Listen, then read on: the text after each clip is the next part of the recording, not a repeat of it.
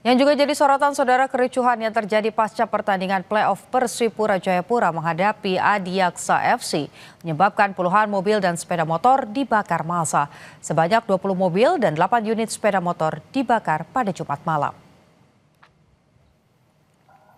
Pasca kericuhan di Stadion Lukas NMB Jayapura, sejumlah bangkai kendaraan yang hangus terbakar masih terbengkalai di lokasi kericuhan. Tak hanya pembakaran, massa juga mencuri puluhan motor milik polisi dan penonton yang terparkir di sekitar stadion.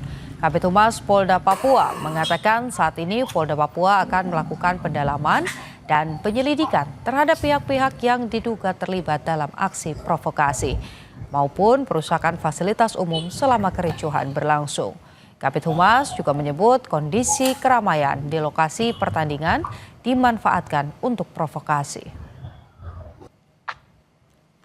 Di Stadion Lukas NMB Kabupaten Jayapura telah terjadi kericuhan pasca pertandingan sepak bola antara Persipura melawan Adiaksa FC. Akibat kericuhan sementara sedang didatakan ada beberapa kendaraan yang dibakar oleh massa, baik kendaraan operasional